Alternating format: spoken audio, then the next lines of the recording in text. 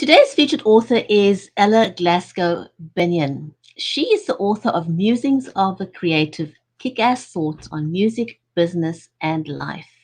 That is something we can all do with, right? So stay with us and find out what it takes to become a better than great entrepreneur, especially during the time of the pandemic. Maybe we should have titled this show An Epic Entrepreneur in a Pandemic. So stay with us. We'll be right back. Don't go anywhere.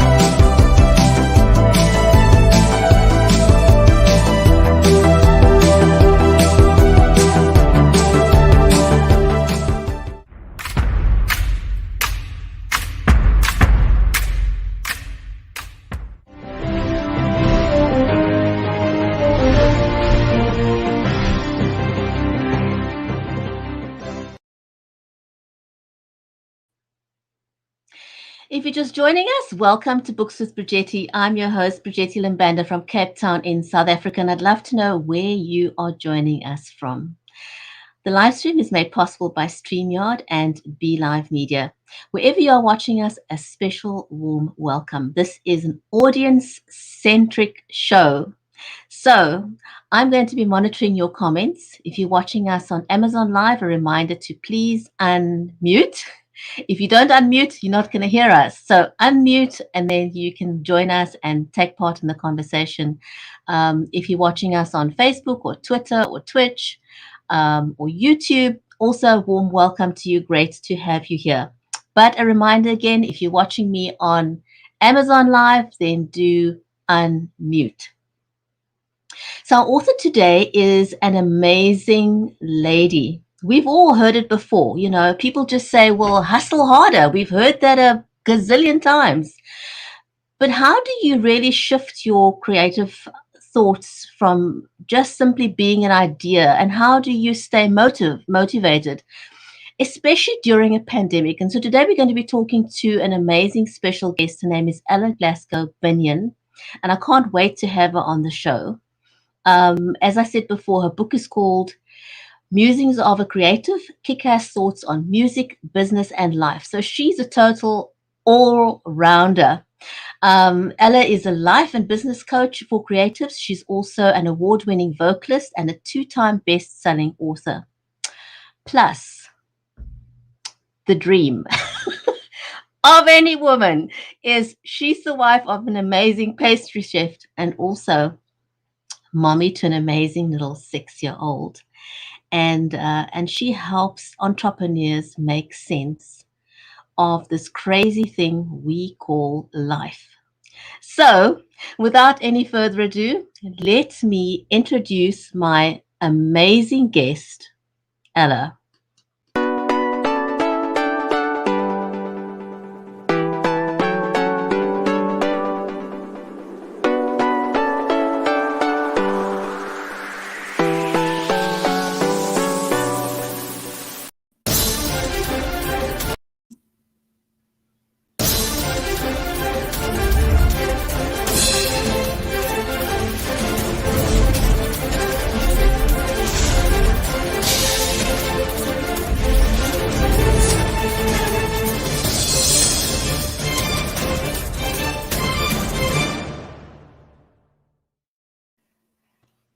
Hi. Ella.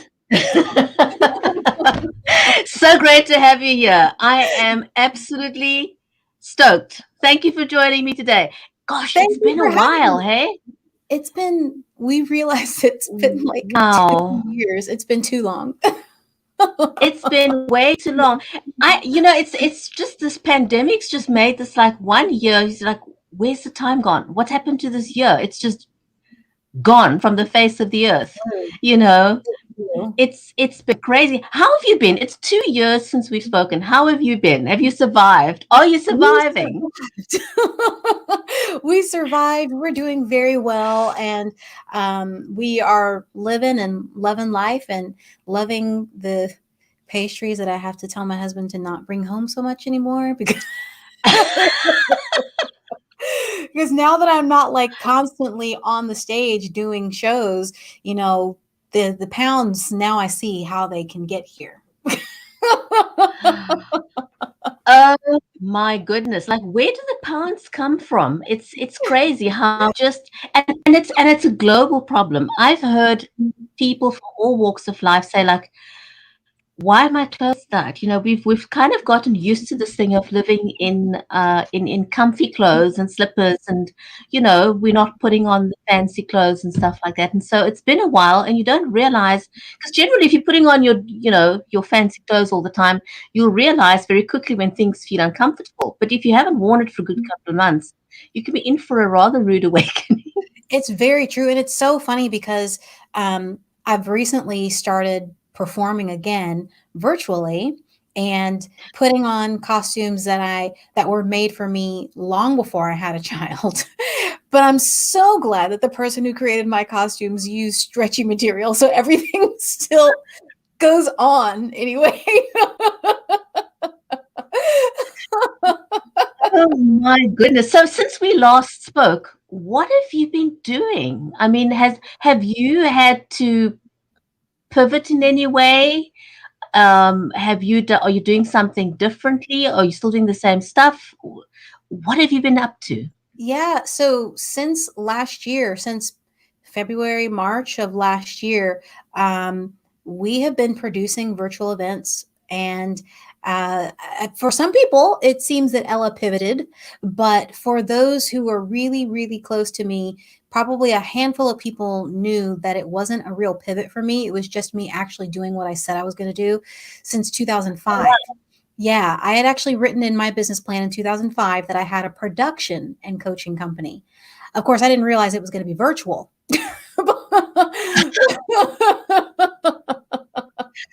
Well, yeah, well. the dream So finally realized. instead of in real life, you were doing virtual stuff, but it's kind of still the same thing, right? It honestly is. When it comes to virtual events, there's just as much work that goes into putting on a virtual conference or a virtual performance. And, I still prepare our clients and myself the same way for doing things virtually. So, like I said, I've started personally doing performances in the last couple of months because I was called out by a client. We did a conference for them last year, and they were a little bit miffed that I never said anything to them about actually being an entertainer when we were talking about entertainment for their conference. Oh, wow. So they said, we're telling everybody that you're an entertainer and that you are for hire as an entertainer as well as a producer.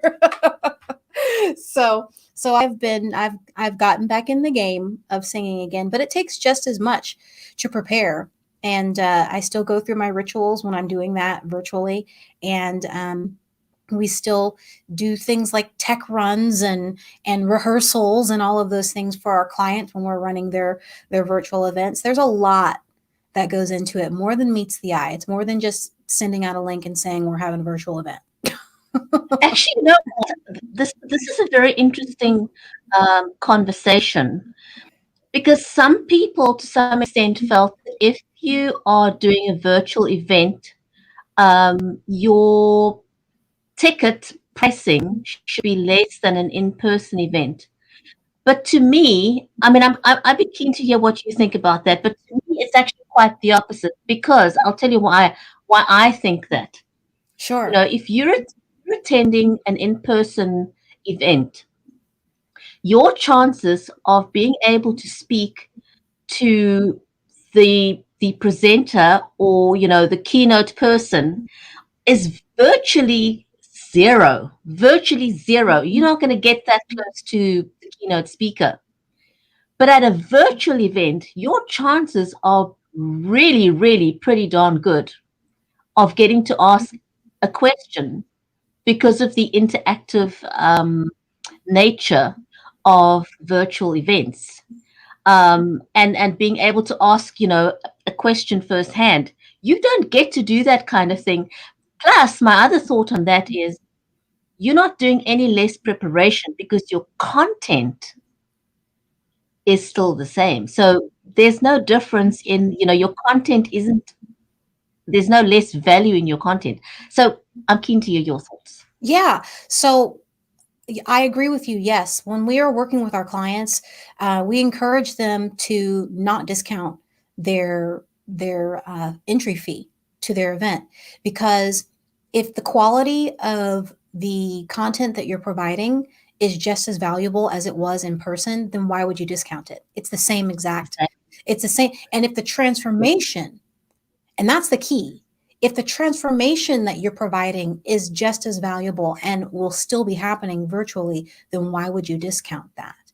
And, in regard to the ability to ask questions and all of those things, it really is dependent on the event. There are so many factors that go into creating an event, whether it's an in-person event where we're physically in each other's space, because it's so weird. There's those of us in the virtual event space that we're trying to figure out, are we really going to say in-person versus virtual? Because if you're doing it, like I'm seeing your face right now, so I'm in person with you. Exactly. I mean, it really is. I've gotten to know so many people virtually that I now call friends. You're not a make-believe friend. Right. You're a real friend. We're talking to each other. We could literally be having a cup of coffee together, and I do have mine right here. So I've got my water bottle. So it is real. It's not a make-believe kind of situation. It's real value with real people. It's just a different kind of setting. It's like okay, this is a wild comparison, but if you adopted a child, it's still a real child, right? It's just because it's not you haven't birthed a child, it doesn't make it any less of a child. It's true. It's true. I totally get that comparison. And that's how we feel about the virtual events that we produce, and we often are training our clients to really to have that paradigm shift.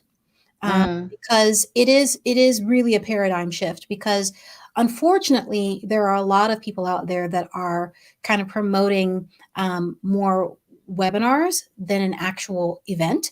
And I believe people don't know the difference, right? I'm finding that is the hardest part for people. I often say that with the advent of Zoom, it's so much easier to get people now to talk to you online because they're used to it. Mm-hmm. But has Zoom really done us a favor? Because everybody's got that, use it as a reference. And now they think everything gets compared to Zoom. It's like, but I can do this on Zoom, but I can do. There's a difference. Do you want to just go into a little bit what the difference is? Sure. And the interesting thing is that for a majority of our clients, Zoom is the platform that we use. Zoom meeting, not Zoom webinar. And the reason for that is because of that interactivity that we're able to have on a Zoom meeting and the ability to be able to see the entire audience on a Zoom meeting. Now, the difference between how we're running Zoom and the way that the average Joe is running Zoom is like night and day. And if we have time, I'd love to show you a video so you can see, and hopefully the audio would play if I was to show it to you. But yeah, let's try that. But I really am keen on sort of creating awareness about the differences in the technology, so people can see what's available. Right. So the thing is, what you said about Zoom, and everybody's saying, well, I can just do it on Zoom. I would liken it to saying, well, I can just have my event at the Hilton Hotel. Now, just because I can have my event at the Hilton Hotel, average Joe will throw on an event at the Hilton Hotel, and an event planner who's seasoned with 20 plus years experience is going to throw an event, the same one, at the hotel. But the ways that they put that event together are going to be completely and vastly different. They're the same Right. venue, but with a person with experience behind the helm, it changes everything. So, yes, you can just have it on Zoom, but you probably want a professional to help you see how you can utilize the platform and create an event that has people talking about it for years to come. We have a client right now who we did their event last year on Zoom, and we're going to do their event again this year on Zoom because their audience is still talking about that event from last year. Right. They could have gone in person, but they were like, it was so good. There Can we do are it again? so many advantages to doing things online that, I think a lot of people aren't even aware of the lot of, and, I think just speaking to people, people are saying that moving forward, we'll be having a lot more hybrid events because people are seeing the value. You could reach so many more people. I mean, gosh, So many people. you're not limited by bums on a seat any longer. You're not location limited any longer. You can Exactly. now have, And you're not yeah, limiting your audience who has, for instance, we have a client right now, we're doing a fundraiser for them in September. And they are excited about having it virtually because there have been people that have been wanting to be a part of their fundraising and be a part of their exciting event for years that don't live in the state that they are. And because we're doing it virtually for them this year, all of those people that have been saying that they wanted to come be a part can now be a part because they weren't going to drive to Delaware to be a part of that event, that gala, as fun as it is. They're states and states away. So now virtually they don't have to drive anywhere, and they can be a part of it and participate in a way that they wouldn't have even been able to do in person. right. And that's exactly the thing that, it opens up the opportunity for people regardless of where they are. I call it business without walls. Mm-hmm. Events without walls. Yeah. I mean, I now have the opportunity to attend an event that I could never have dreamt of attending before because I can attend virtually, regardless of where I am. And, I know people who would quite happily get up in the middle of the night to attend an event that they would not have been able to attend otherwise. Yeah. So what kind of events have you been putting together? So we have been doing all kinds of events. We do conferences and meetings and continuing education unit trainings and everything, press conferences and everything in between, and fundraisers. So Wow. there are so many different events that we can do and we have done. There hasn't been one that we're just like, these are just the types that we do. We get asked to do everything across the board. In fact, we've done government events as well, helping businesses. We did one for local government here in Ohio a few months ago, and looking to do some more as well for other governments. So it really runs the gamut. Really, anything can happen online, but it has to do with the fact that we understand how to plan the event.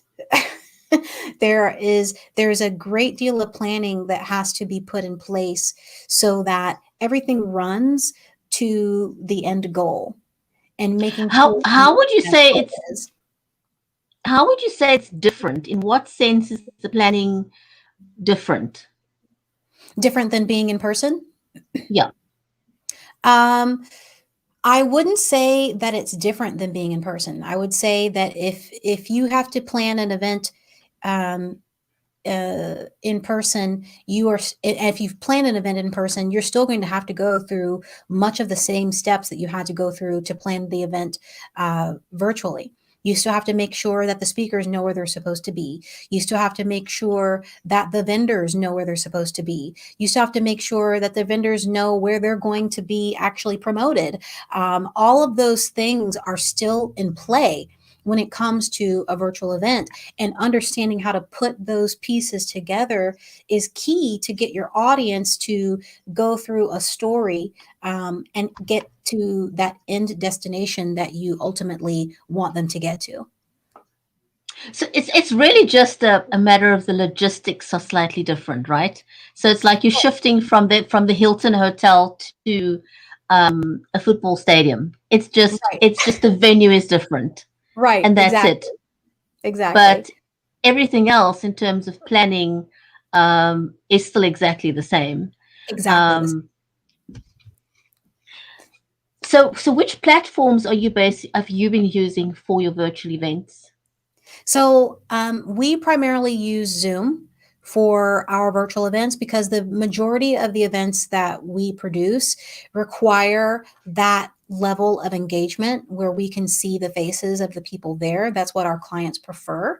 And as I've seen at this point, are there's maybe one other platform that allows that to happen in an active way, possibly two, but some of the others that do allow that face, they don't allow the faces of the entire audience. Zoom really is the only one that allows the faces of the entire audience.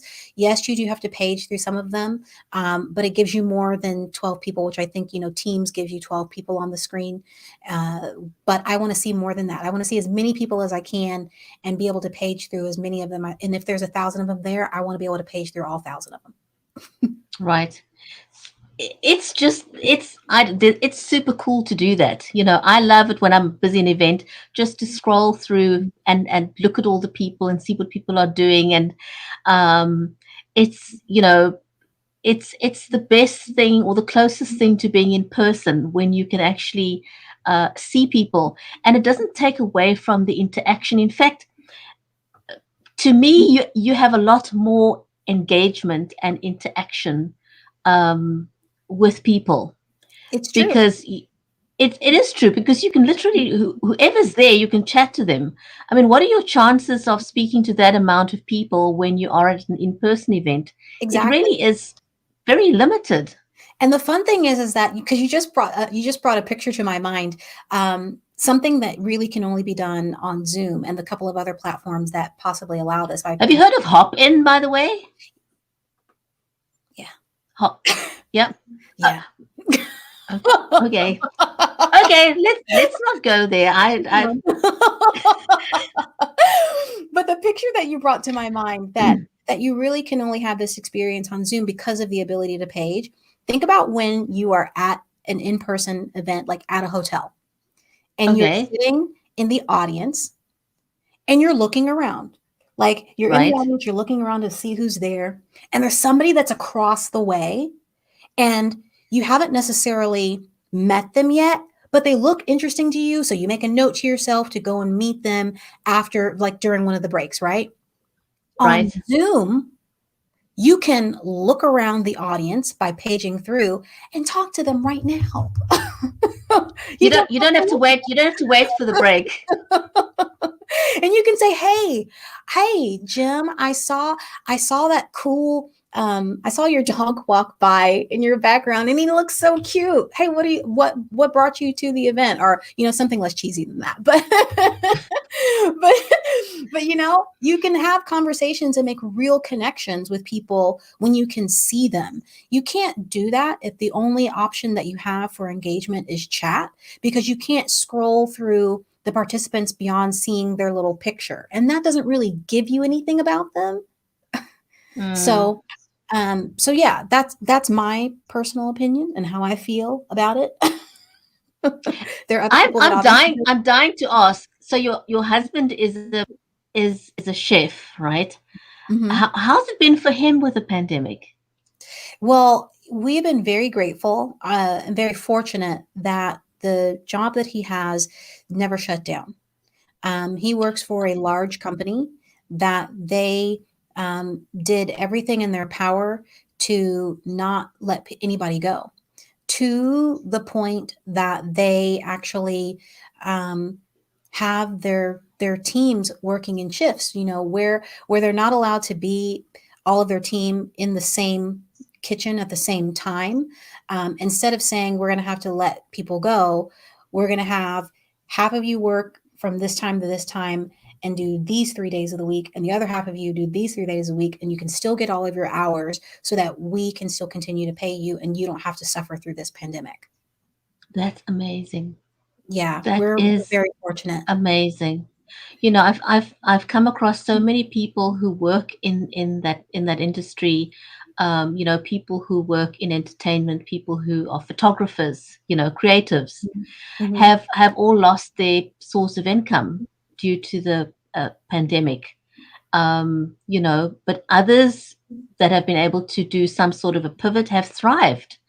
Um, and you know, it's been amazing, this journey that we've had to make, um, getting online and getting comfortable with being online and being on camera and doing virtual events. You Mm-hmm. know, we've had to force ourselves into doing something different and not be like that person back in the 80s who didn't want to learn how to do the email because they preferred to have a pen and paper in their hand and Right. post things with snail mail. And they got left back, you know, behind in the dust if you Yeah. didn't embrace the technology. And so that's what the pandemic's done. It's taught us to do things differently, to be more creative. Um, and I'm going to use the words of Jim, a dear old gentleman who sadly, unfortunately, died during the pandemic. Mm. Um, and he used to say, you know, it's not about thinking outside of the box. He used to say, kick the box, because he says if you're thinking out of the box, you still have the frame of reference of the box. Mm-hmm. And he's saying, you know, just toss the box aside and do things completely out of your comfort zone. Do it differently. Find out what works for you and just run with it, you know. Exactly. Exactly. I am definitely a firm believer of just kicking the box completely away. and uh and and making things happen um with whatever it is that you have in front of you. And it just so happened that we had technology in front of us. And I'm really grateful that it wasn't hard for me to make this transition, because I'd been online for years and I'd been working on stages for years. So as I would tell my students at the time, because I was actually, when all of this happened, I was in the middle of teaching my course Permission to Dream for creatives. And that So very tell me a little bit about that course. yeah, so it's called Permission to Dream, and it is to help creatives to understand how to make their creativity their business. So it's a part of a greater piece, which is called Dream Ignition Boot Camp. And that really is helping them to understand the foundations of business and really get them up and running and going so they can start making money with their creativity. And in that week before uh, the school shut down here in Ohio for my son, I was teaching them what I like to call see the need, fill the need. And I was talking to them about how we need to take what it is we do as a creative, and you don't have to change anything about what it is that you do as a creative, but you do have to change the way you talk about it and make it fit into the box that your client is in at that moment in time. A really great example, besides what it is that we do, is a friend of mine. Her name is Heidi Schwartz, and she is an amazing artist. And she does these things called Paint Your Event. And it's almost Oh like, wow. yeah, what she does is kind of like a court stenographer, except a lot more beautiful. And she Actually, there's a goes there's a to, there's a word for it because we used to do that, you know, many years ago when we also did in-person events. Mhm. Um, we had forums for CIOs where we were bringing together CIOs and people in the education space and just trying to sort of make sense of how we create opportunities for the younger generation Yeah. and helping them bridge the gaps in education. And we had lots of these murals. It's actually fun to Yeah. you know sort of see how this mural evolves as your event is progressing. And at the end Yeah, of it, you've got this beautiful image to look back on and to use and to talk exactly. about at future Exactly. events. Exactly. And she took that craft that she had, that skill that she had. She didn't change anything about what she was doing. She'd been painting that way. The way that she paints now is the way that she'd been painting since we were in college and we were roommates in college. And she would have paintings everywhere. She has not changed anything. She just changed the way that she talked about it to the people that she felt could use it. And so that's what I was teaching those students at that time. And then my Right. son's school shut down. And I said to them the very next week, because I'd already had the idea, because it was in my mind to make his birthday party that was coming up in April. You should know that. He was having a birthday in April. And I had already been thinking about turning his party virtual if the school shut down. I was just waiting to see what was going to happen. And I said to my students, I said, look, here's an unintentional case study of what I've been telling you about last week. I saw the need. I had the need. I filled the need, doing everything that I already do. It's all about perspective, isn't it? Mhm. It's just changing our mindset and being open to embracing the changed way of doing things. Yes. It really is. It really is being willing to be a part of a different paradigm, because oftentimes, I'm grateful that for all of the years that led me up to the point to see what I saw at that time. Because had I not been doing the work on myself, and that really is part of the shift that we talk about when I'm working with creatives, if we're not doing that work on ourselves, that inner work, if I hadn't taken the chances that I took years ago to get with the coach that I worked with still to this day, and had her teaching me about being online. I think you know her, Molly Mahoney. If I, Yes, yeah, if I yes, hadn't yes. gotten with her in 2015 to show me how to take this creative who's used to being on stage but not used to and didn't want to be on camera. If I hadn't jumped in with her at that time, if I hadn't stayed in her, under her wing with, how technologically advanced she is about everything. so, Absolutely. so, She totally is. She you totally know, is.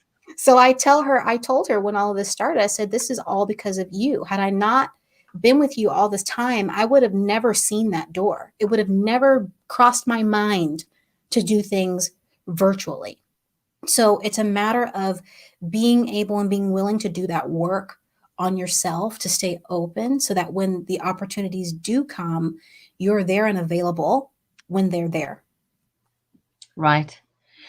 It's just living in the moment and embracing, you know, being open to do things differently. And Molly has been amazing in that way. The way she's just embraced shifting from doing things differently, and not just for herself, but she's also been able to teach countless others do the same thing. Exactly. She's just a ball of energy. I don't know where she gets all the energy from. She's just on fire. She's constantly on fire. She's She's like an awesome. endless ball of energy. Have you got that video that you wanted to share with us? Yeah, Are we gonna try it? we'll try it. Let's see if the audio works. Tell me if you can hear. Let me see. I'm going to play something first before we do it. Tell me if you can hear this. Yes, I can hear it. I can hear the Okay, sound. perfect. All right, then you should be able to hear. You should be able to hear this video. Then, all right, we're gonna go and see if it happens. Here we go. Okay, let's try.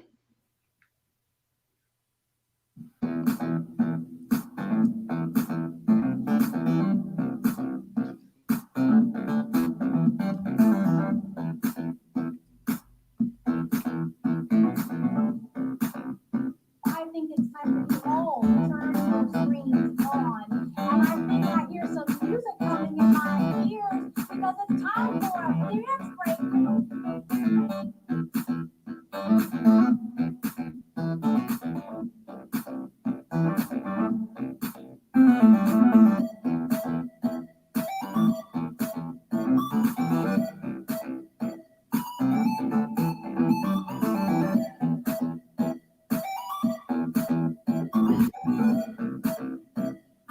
recently had the pleasure of working with Ella at a conference that she and her team were facilitating. Every time I got to see Ella on the screen, she made me feel like I was the only one that she had to deal with. But at the same time, she's facilitating dozens of speakers, this video and this speaker, and putting everything together. I would absolutely and totally work with Ella and her team again, and would recommend that if you've got any event that you're hosting, if you want it to be flawless and you want your speakers to feel special, give Ella a call.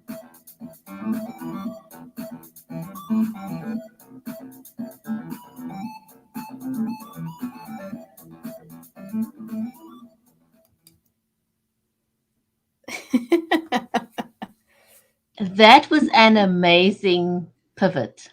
And wonderful. I'm so glad you got to play that video. I'm so glad it worked. And you should know that everything that you saw, all of those clips, all happened live inside of a Zoom meeting.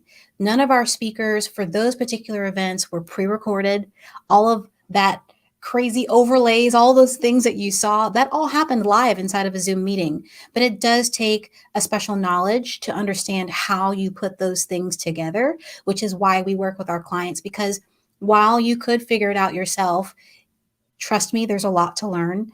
And if you'd like to learn, we definitely can teach you how to do that. But our clients typically are ones that are like, can you we don't want to have to deal with it. We got enough on our plate to do. Can you just handle that? And so we do. It's amazing how many people will actually just say to you, look, this is what I do. Can you take part, can you take care of the tech stuff? And that's okay. And that in itself has also created amazing business opportunities for other people, because there are a lot of people who don't like the tech stuff, and that's perfectly okay. Yeah. And the cool thing is too, is that we're a little different in that we actually take care of everything, not just the tech. We're really a one-stop shop, so that you don't have to go to find the person who's the strategist, and then go find the person who runs the AV, and then go find the person who can be your MC, and then you can find the person that builds your website. All of those things that are required for having an event, we are housing all of that under one roof, so you only have to deal with one source. That is amazing. And I think a lot of people enjoy having to deal with a one-stop shop, instead of having to engage the services of so many different people, because too many moving parts becomes overwhelming for people. And people are overwhelmed. Let's face it, people are overwhelmed during the pandemic. And so if you can offer them a solution that's easy to deal with, that Right. Solves a problem for them, that makes their life easier, then you've got a business opportunity. You absolutely have a business opportunity. Exactly. Well done on doing that, of being open to change and pivoting so well. What's next for you? Any more books on the horizon? What have you got up your sleeve? Well, right now, no, I don't have any other books on the horizon. Right now, I'm just working through the events that we have for this And season. that's a lot. That's a lot of work. So, getting our team up to snuff on what events we have coming up, and making sure that everybody knows what part they're playing as we move ahead with these new events that are, some of them booked just as soon as yesterday. So, wow. Congratulations. Thank you. Thank you. So we're, tying all the ends together for that. That one happens to be a government event. So there are other pieces that we have to tie together to make sure that everything is working the way that they need it to. But yeah, that's really where we are right now. One of the other things that's done, and I'm working on adding some more pieces to it, is putting some of the finishing touches on a program that I have called How to Rock Your Virtual Events. And that really is helping people that don't necessarily need all of the bells and whistles, but they do need to be able to run an event efficiently and smoothly. And so in that course, I created it for another client of ours last year, to really help her to be able to manage a 3-day event that they needed to get done pretty quickly. And so we created this course for her really fast last year. And that is to really help those that maybe don't have the budget to work with us at our top end, but need something to help them to make it through and have an event that does rock. So, talking about events, what would you say is the recipe? If anyone's watching now and they're thinking, I haven't yet embraced the idea of virtual events, what is your advice? Where do they start? And what are the elements of making a virtual event successful? Well, in all honesty, don't you love when people say in all honesty?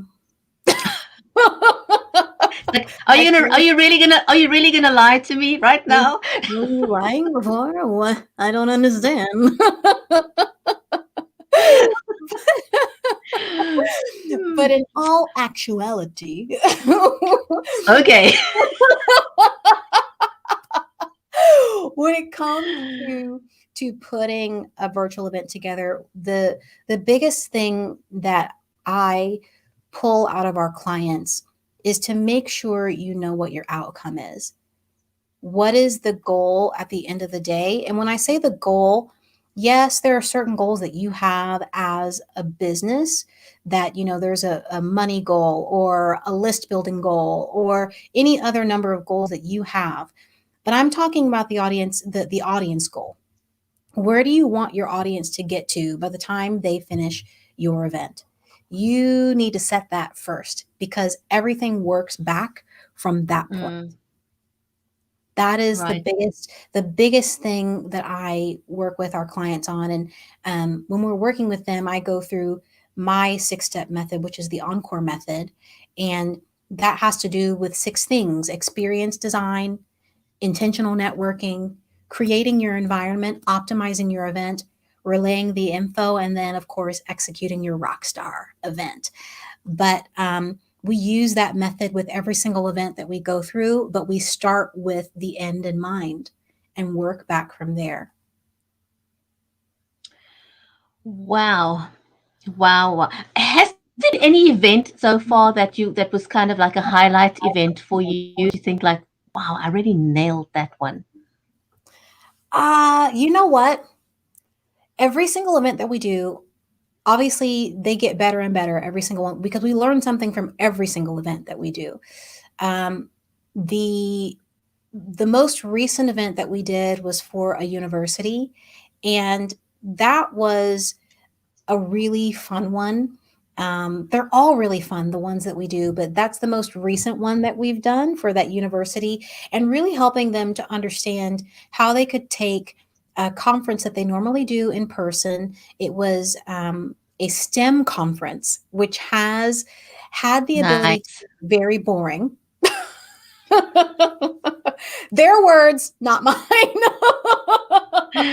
Oops.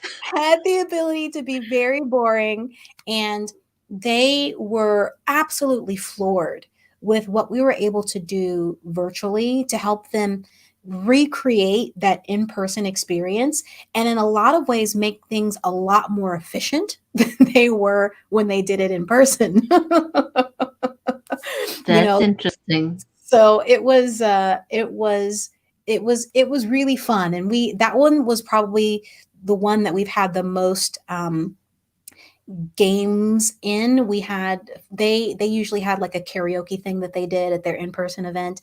So we had they did virtual karaoke, we had music bingo, along with talking about STEM. Wow. Wow. Wow. Wow. That is absolutely amazing that you could make STEM exciting and interesting for them. Yeah. So yay, congratulations on doing that. May I say something about one that we have coming up that I'm kind of excited about? Okay.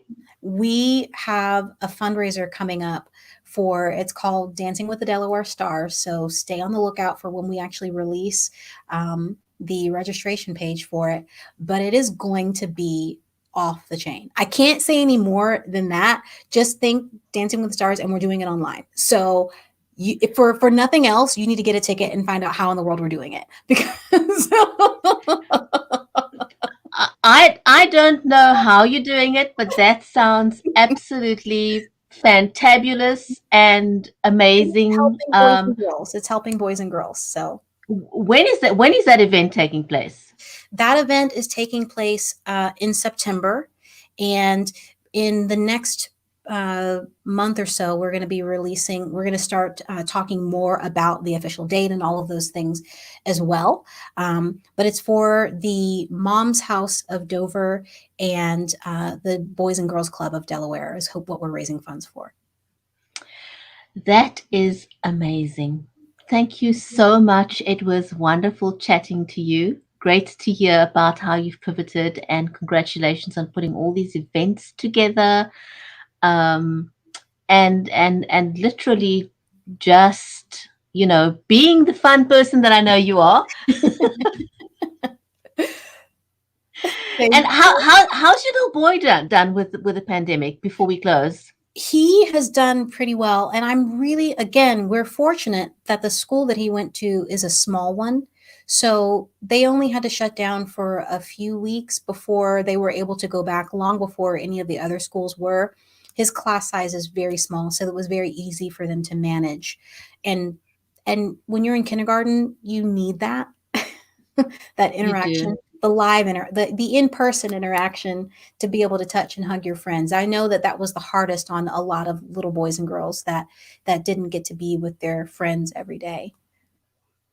I think, we underestimated the emotional trauma that the little ones have undergone. I've always personally felt, for example, that, even forget the pandemic, I always felt that when somebody in the family died, people would come to the aid of the adults, and people would forget about the emotional trauma for the children.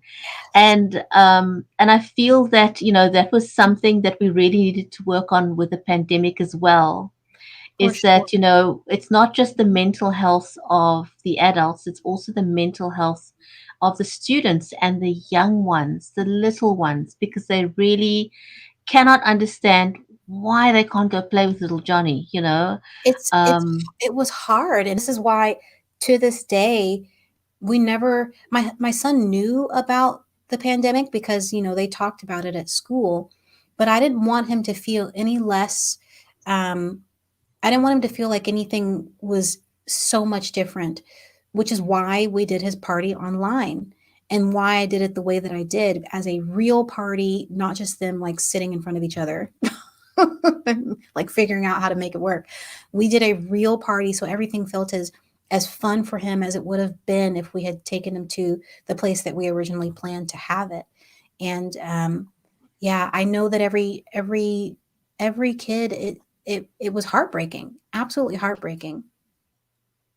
It was heartbreaking for the children, but again, kudos to all the parents who have stepped up to the plate, who have been able to tap into their creative juices and try and make lemonade out of lemon. As I often joke, I say, sometimes life doesn't throw us lemons, it throws us a whole lemon tree. And in the case of the pandemic, it threw us a lemon tree and the roots. It's like, just all of it. Yeah. The whole thing. The whole pandemic and nothing but the pandemic. Anyway, that's a great note to end with. Ella, this was amazing. Thank you so much for joining me.